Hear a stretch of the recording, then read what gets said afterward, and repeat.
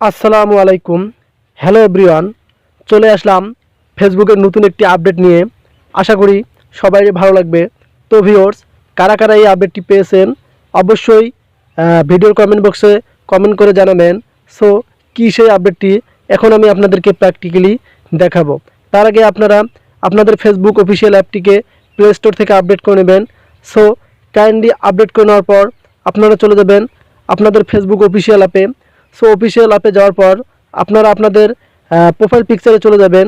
So প্রোফাইলে যাওয়ার পর আপনারা এখানে লক্ষ্য করুন, আপনারা এখানে দেখতে পারবেন যে আপনাদের আইডিটা কিন্তু লেফট সাইডে চলে গেছে। তো ভিউয়ার্স, এটা একটা ফেসবুকের নতুন আপডেট।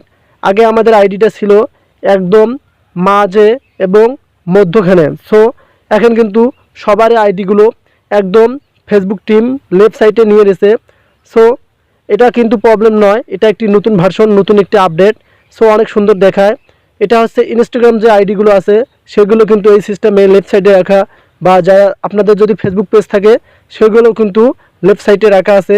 সো ফেসবুক টিম কিন্তু নতুন আপডেট আনতেছে, তাই সেক্ষেত্রে আমাদের ফেসবুক প্রোফাইলটাকে তারা লেফট সাইডে রেখে দিছে অনেক সুন্দর দেখার জন্য। এবং আপনারা এখানে দেখতে পারবেন আপনাদের বায়ো এবং আপনাদের নামগুলো লেফট সাইডে রয়েছে। তো বন্ধুরা, যারা আমাদের ভিডিওটি দেখতেছেন ফেসবুক পেজ থেকে অবশ্যই ফেসবুক পেজটিকে ফলো করবেন, আর যারা ইউটিউব চ্যানেল থেকে দেখতেছেন অবশ্যই চ্যানেলটিকে সাবস্ক্রাইব করবেন, কারণ ফেসবুকের যে কোনো নতুন আপডেটগুলো সবার আগে আমাদের চ্যানেলে আপলোড হয়।